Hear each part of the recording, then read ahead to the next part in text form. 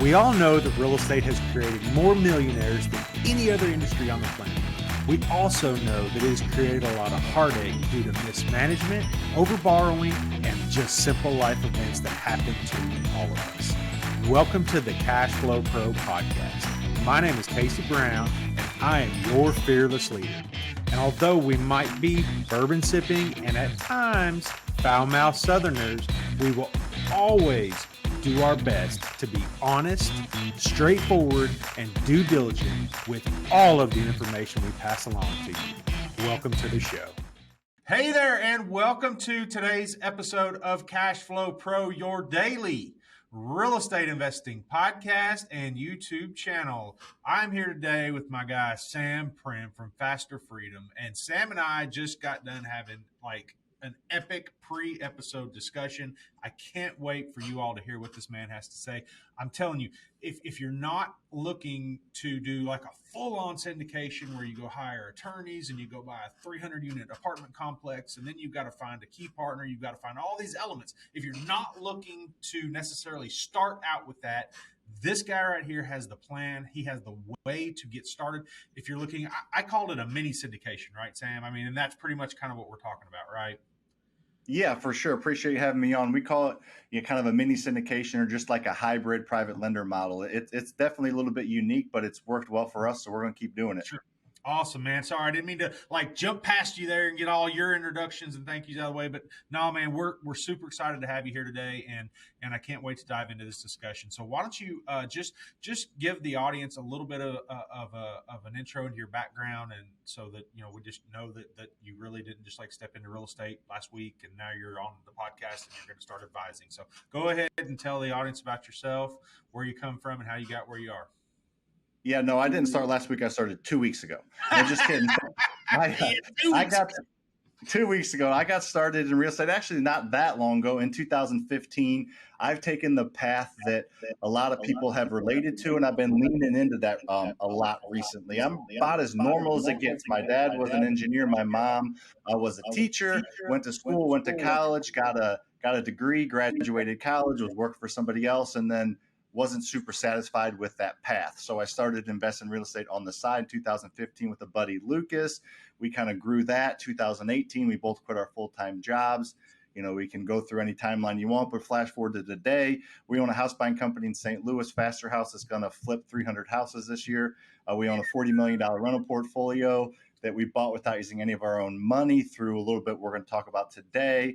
We got some apartments, some singles, some self-storage, and then I have this Faster Freedom brand that's got about 2 million followers on social media where I'm educating people on how to do what I've done because I've done it. So I'm going to show you how to do it. I didn't write a book 10 years ago and tell you about it, or I didn't do it twice and tell you how to do it. I've done it and I'm actively doing it. So we're actively growing that audience. So eat, sleep, and breathe real estate, my man.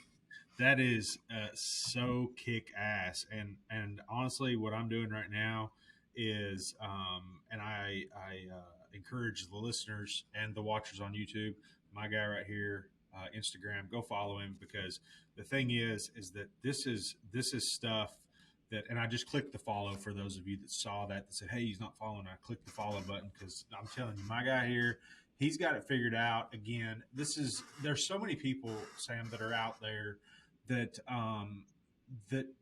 really, they're like, man, so an attorney's 10 grand, right? To go, I mean, if you're going to get basic syndication docs drafted, you're looking at a minimum of 10 grand. Then filing all of your LLCs and getting everything straight in Delaware or Wyoming, whichever one you're choosing is, or wherever you're choosing is for that matter. You're talking another $1,000, $1,500. So, and then you haven't even raised $1 at that point. Right. So what I'm getting at and where I want to start this conversation is saying, hey, now, listeners out there, I want you to focus in, and there is a key to this. And the key is either having an IRA or a 401k or some other type of investing vehicle, and or finding those people that have those things. I mean, those are one of those two keys has to happen, right? So, Sam, I'd like for you to kind of walk us through maybe your first deal, because people out there that are listening maybe haven't even done a deal yet, but they want to figure out, hey, how do I need to structure this? And I'm not talking about like you have to go out on the street corner and get people you don't know and say, hey, I want you to invest your IRA with me. I mean, you could call people that you know, aunts, uncles, friends, cousins, nieces, nephews, whatever, and say, hey, listen, I know the stock market is really scary right now. So why don't we put at least a portion of, or why don't you consider putting at least a portion of what you've got into this next apartment complex I'm getting ready to buy, or apartment building, or duplex, or triplex, or quadplex, and let's diversify just a little bit of what you've got into that. Now, with that being said, there, that's you're certainly risk averse in a portion of that. But anyway, take us through your first deal, and then like where you found somebody that had some IRA money or something that wasn't invested that was going to put it in there. Yeah, for sure. So our first deal and kind of the lead into the money that we've used to buy apartments and self storage was a single family deal. The Burr method. We used a private lender to purchase it, fixed it up with their money, rented it, refinanced, and paid them back their money. So we had done that a few times with a few lenders on single family rentals. That's usually a little bit easier for someone to wrap their brain around. Like you said, I'm not asking for everybody's money, and I don't have rich parents like most people don't. Everybody thinks a private lender is a rich parent. That's not the case. It can be anybody. I had a couple, I tell my students this all the time. And then literally last week, I had a student say, my insurance agent offered me 150 grand because he's in his 60s and just wants to diversify a little bit, scared of the stock market, wants to have a safe, steady investment. And the other one was a real estate agent he worked with. I say, go talk to real estate agents and buy their distressed or pocket listings. And this agent had worked with them and he had some extra money. So it comes from anywhere. It's not just a rich parent. It's just connections you make through real estate investing. It can be a family member. It can be a friend of a family member. It can just be a connection. We're not talking about syndicating accredited investors like you kind of said with all the paperwork and just being able to ask anybody you don't know. But it's usually some type of relationship that's been built. And we started with just, I have 136, I think, single family rentals. So we started at the beginning and, have built that up and the equity with those investors. And then we started to get into the bigger fish, the bigger game. And we kind of did that hybrid syndication, or that I call it an extended Burr deal, the same thing in just over 2 years rather than over 3 months. So, our first deal was a 9-unit. We bought for 255 grand in 2015, the end of 2015. You want your money back? You want yeah. How about we got your money back? Yeah, exactly. So we used a private lender for the 20% down on that, refinanced a few years later, paid him back, and just have repeated it and grown kind of each time. Wow. All right. So private lender, and I don't want to get into something that's maybe not in your wheelhouse. So tell me if I'm kind of pushing out here, but so my aunt has $250,000 in her retirement account, right? And she's had it in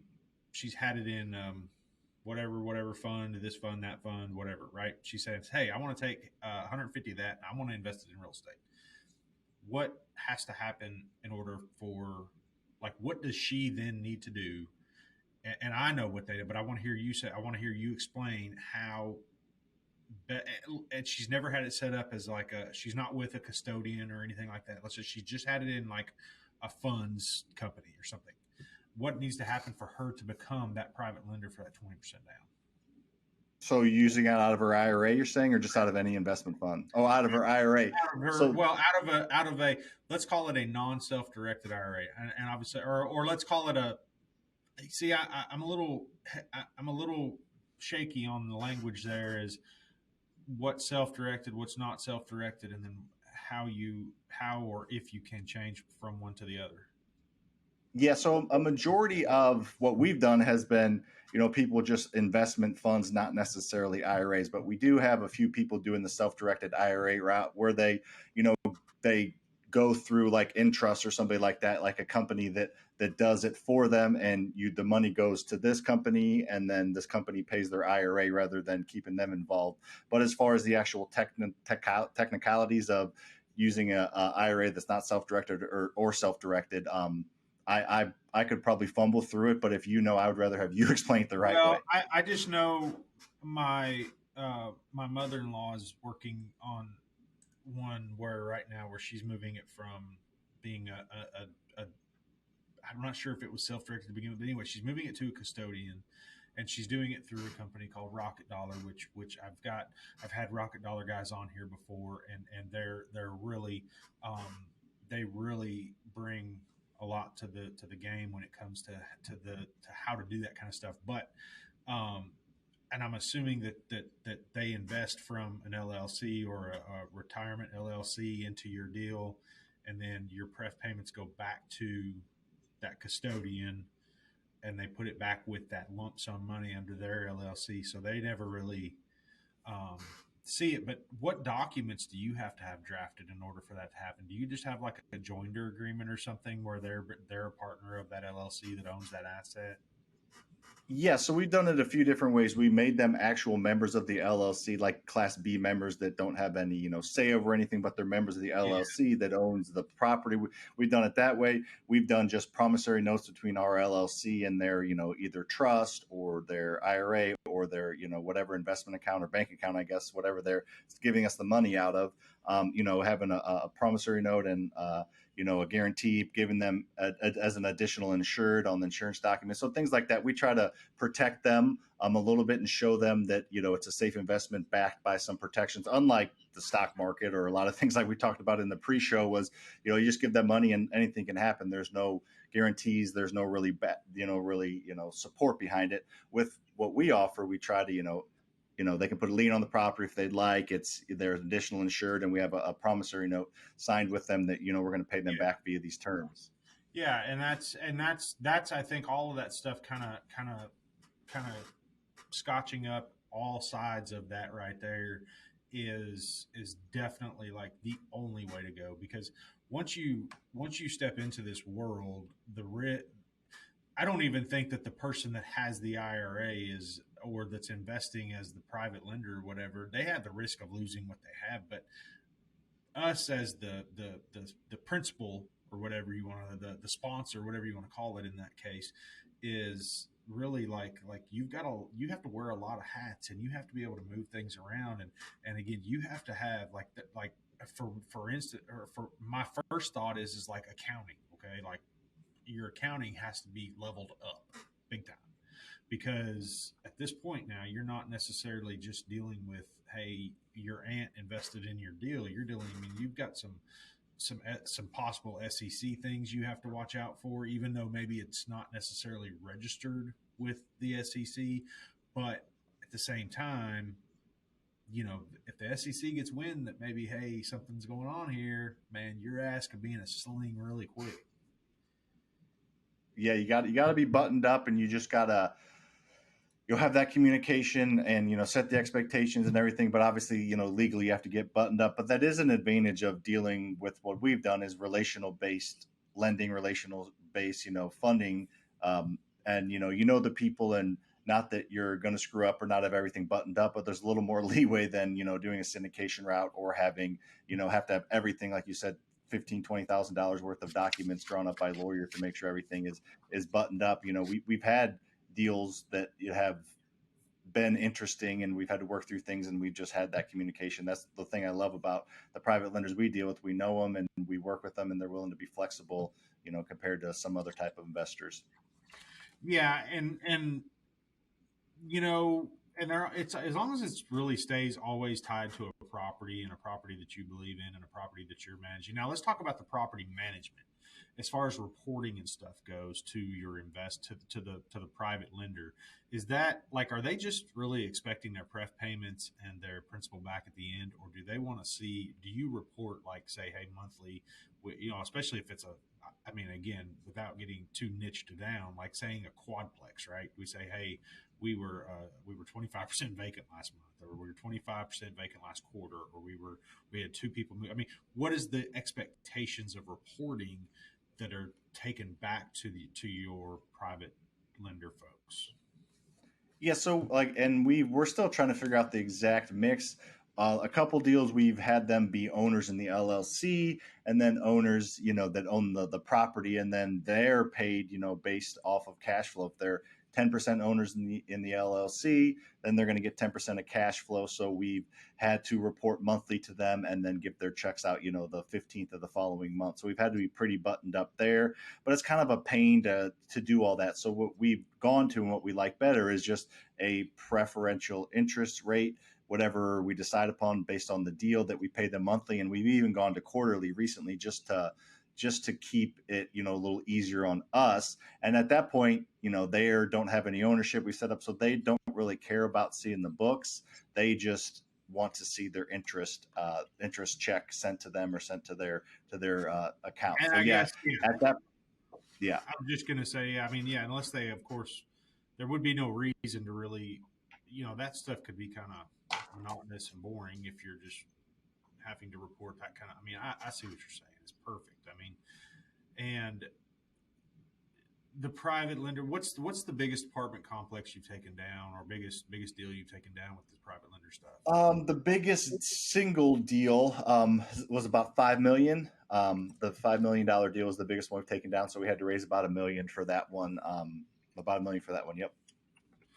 Wow, and you raised a million, you said. Yep.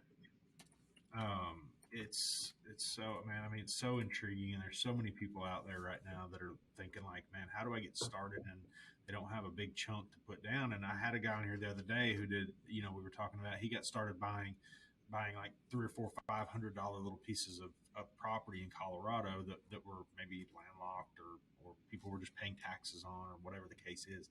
And so the no money or little money that people actually have, like in their bank account, have physical access to, can really be circumvented by some of these processes.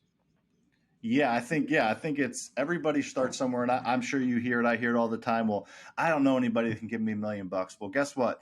When I was in your shoes, not you, whoever is making that statement, with no rental properties, just a couple. Neither did I. Everybody just wants to get to a certain point because they see somebody there. You have to take the step-by-step process.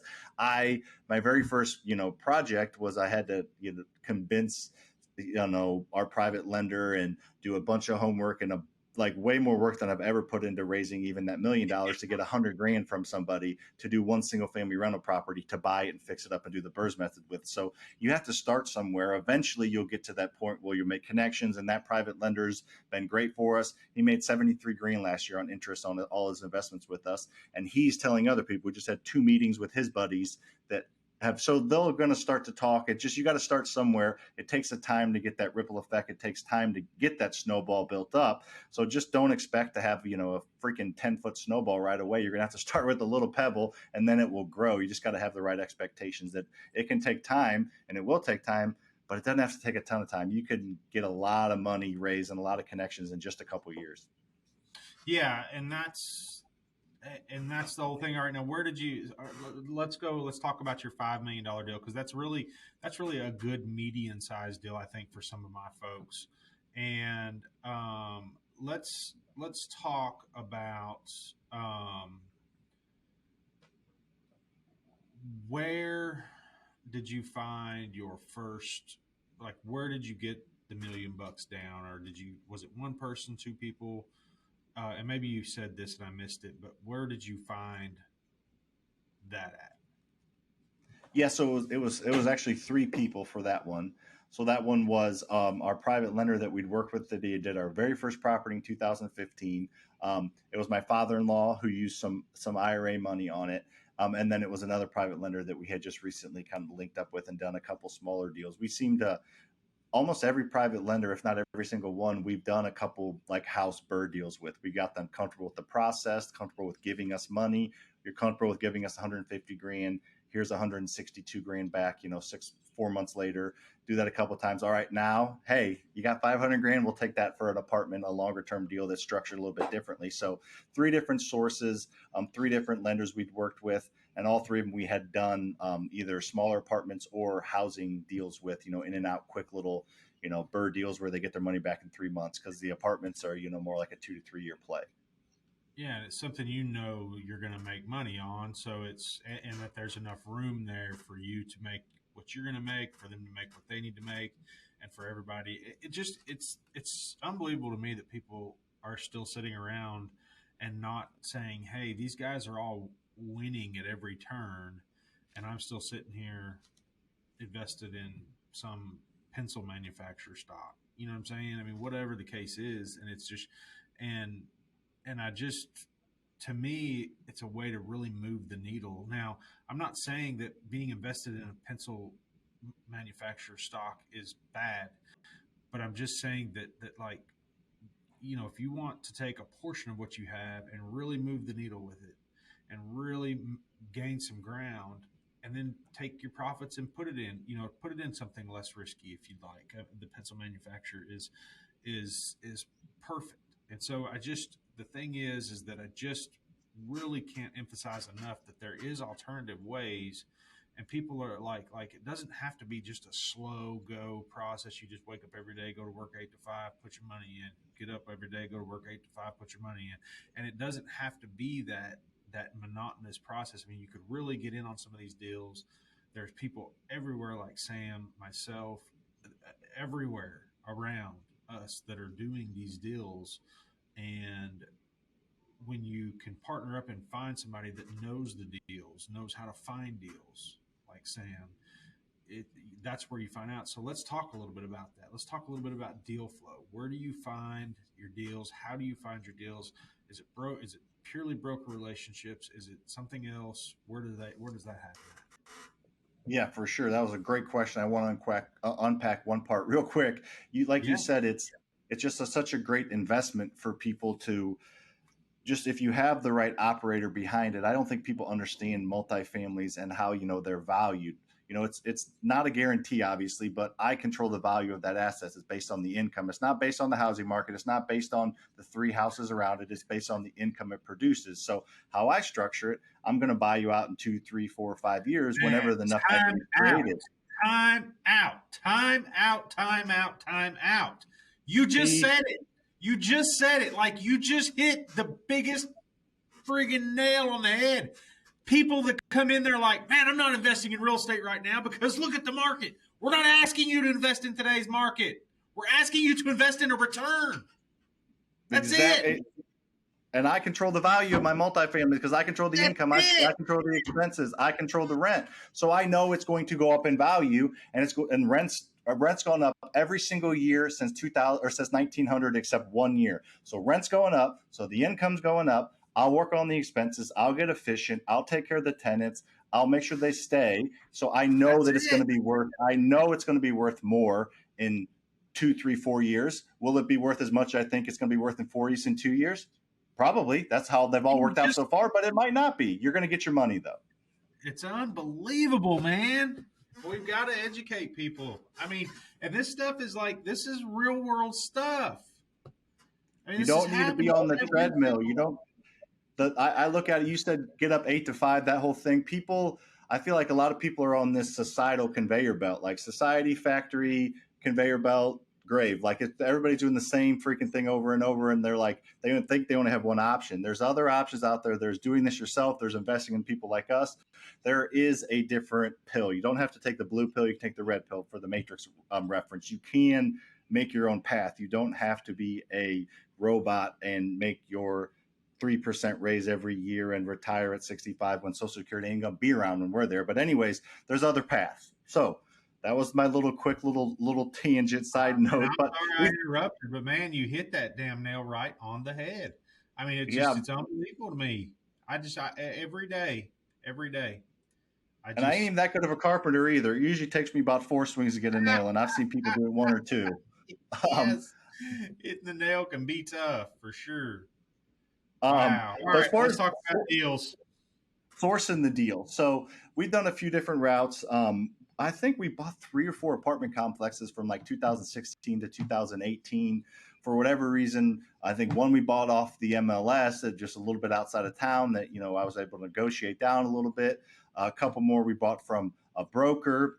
We sent out some mailers, and then from about 2000 mid 2018 to early 2020, we didn't buy anything. We looked at 40, 50 maybe we analyzed, like deep dive analyzed, and just couldn't come to terms on anything for whatever reason. And then we started to focus a little more on it and build relationships. And we bought 4 apartments, and we bought about $20 million worth of, about $18 million worth of apartments in the past probably 12 to 14 months, all of them from the same broker, because we developed a relationship with brokers. And with multifamilies in the commercial space, they don't have to blast everything out on the MLS or on CoStar. They can like kind of have these pocket listings, and there's a lot less rules for the commercial space. And so we've had the same broker bring us 4 deals in the past little while. We bought all 4 of them because we spent the time to build that relationship. We're probably going to send some mailers. We're probably going to do some things, but there's so many deals out there, and the real estate space is so freaking big. People think 40 million is a lot in real estate. You go up 1,000 feet in the air, and little bitty dot is like $100 million worth of real estate. The real estate just market and the value of houses and apartments and whatever it may be, commercial spaces, are just astronomical, that there's just so much out there that you just have to build relationships with the right people, and they'll bring you the deals. And those are usually the best deals anyway, as opposed to, certain other deals that may be a little more competitive. So it's all about building relationships with us and cultivating those relationships. Yeah. And so when we're talking about, and so you all are specifically in the St. Louis area, like everything you have is in St. Louis area. Everything is St. Louis on the Missouri side. Everything. Yep. Hi, this is Casey Brown, host of the Cash Flow Pro podcast and YouTube channel. Have you been thinking about investing in real estate but just don't know where to begin? I'd like to help by inviting you to check out our website at www.3000capital.com. There you will find an array of material that will help you learn all about real estate syndication. And while you're there, be sure to check out our free video series download titled 5 Must-Know Keys to Success in Passive Real Estate Investing. I'd also like to personally thank you for making Cash Flow Pro part of your day. Now, back to the show. Awesome. Okay, good. I mean, and that's what gets a lot of people, because, and I've been guilty of it myself, because you're like, okay, I need to get started. And then you look over here and you're like, all right, I want to focus on the Lexington, Kentucky market. Okay. Then before you know it, somebody kicks in there and they're like, man, hey, look, you got to check this deal out in Louisville. Or you got to check this deal out in Knoxville, Tennessee. Or you got to check this deal out in Nashville. And instead of saying, no, listen, I'm only focused here, you're like, okay, cool. And then before you know it, once you spread out, then all of a sudden it just you just become like a car without bolted on tires. You're just like, And so I really admire your focus and the way you all have kind of set things up there to be just in one place. Now let's talk about your coaching and your teaching people. What does that program look like, and how many people do you have right now that follow you and do that with you? So the mentorship is kind of like the bottom of my teaching funnel. You follow me on Instagram, so thank you for that. So TikTok, YouTube, Instagram, I have about 2 million people follow me on those, most of them on TikTok. But I try to give as much free information as I can, which I can tell you do from this podcast. So I just want to give as much free information as I can. But some people want their hand held. Some people want a little more guidance. They want some guardrails. They just want a little more support. So I built a mentorship for that, and the mentorship it's focused on helping people buy single-family rental properties using other people's money is the goal of it. We talk about multifamily in a little bit. We go into some self-storage things, but it's mainly about finding rental properties distressed. And you can flip them if you want, or wholesale them if you want, I guess, but it's to keep them as rentals. We have about 700 students in there now. I just started Freedom Capital, just started a lending company. So we lend to our students if they would like, for the purchase and rehab. That's kind of a thing that literally just launched the other day. Been working on that for about 6 to 8 months. So that's an exciting. I'll show you where to find these private lenders and hard money lenders. But I also have a private lender, I guess more of like a hard money lending, national hard money lending company. So the goal is just to give you all the tools, all the resources. The students that attend the coaching calls, that watch the videos, that do the worksheets, that are on the Facebook group, they're successful. The students that aren't. It's pretty simple. Here's the silver platter, but you got to pick up. You got to pick up the spoon. Figure it out, and that's what I'm always like. How many people did you call today? No. Well, I had to do this. I had to do that. And then I had to stop. No, I didn't ask what you had to do today. I asked how many people did you call. Yep. And you either make money or you make excuses, right, Sam? Exactly. I mean, you make money, you make excuses, and I think everybody could use that as today's takeaway, to just get going, get pushing forward, no matter what it takes. Figure something out today. Learn something new, even if you don't call people. Learn something new, which I hope you've people, the listeners out there have learned. And I almost called you people, but I hope that everybody has learned something, because the value that Sam brings to this whole niche is really huge. And I'm sitting here looking at your TikTok account too, just because, and there's the whole thing too. Give Sam a follow on TikTok, because you can use that as your way to learn your one thing every day about this business, because it looks, I mean, he's putting stuff out there. He's showing you, and basically for all intents and purposes, he's giving you a bulk of value just through some of your social media channels, right? Yeah, I mean, that's the goal. I get messages all the time from people saying they've watched the YouTube or watched this and that, several things, and they've gone out and got the first property, or they made an offer, or they met a wholesaler. Yeah, the goal is to help 99% of people for free. There's just 1% that want to be more connected and want like the exact game plan written out with 300 videos that explain it. Some people want that, and that's great, obviously, but 99% of them hopefully can learn just from free on social media.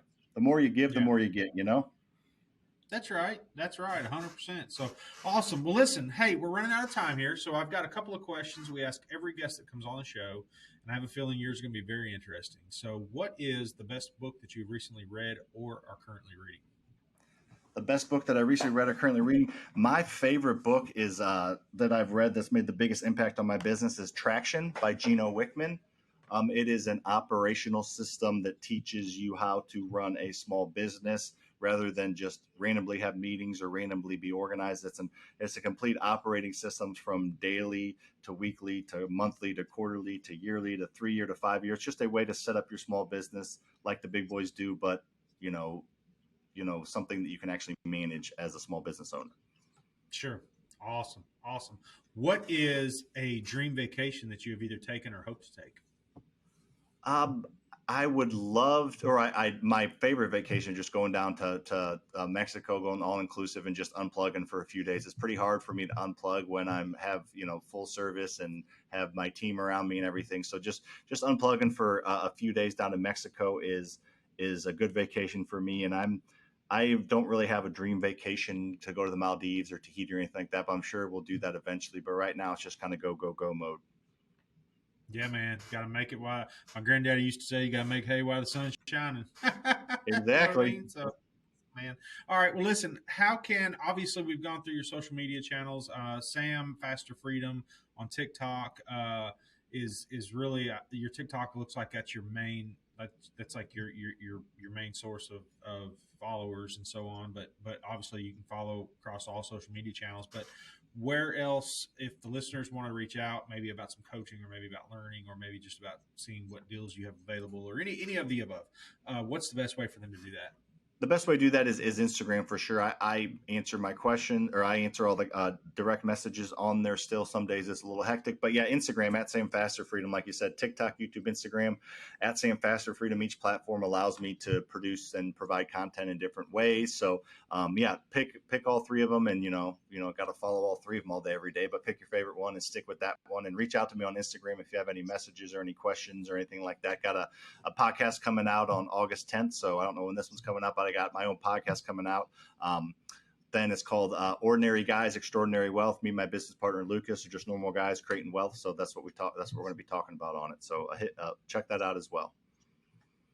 Awesome, man. Good deal. Thank you so much. And listeners, as always, please head down and leave us a 5-star review, and also type a review so that others may know what we talk about here on the Cash Flow Pro, so that they can also learn how to become financially free with passive real estate investing.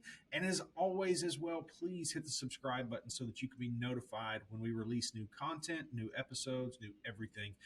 And I really appreciate your time, Sam. I know you're a busy guy, but we certainly do appreciate your time, and listeners, we appreciate your time as well. Everybody have a wonderful rest of the day. Cash Flow Pro is hosted by Casey Brown, founder and CEO of 3000 Capital, a commercial real estate investment firm committed to providing its investors with ongoing cash flow and helping them build long-term wealth. If you enjoyed today's podcast, make sure to hit that subscribe button so you'll be notified about all our future episodes. You can find more information about us and our investment philosophy by clicking the link in the show notes below. Thanks for listening.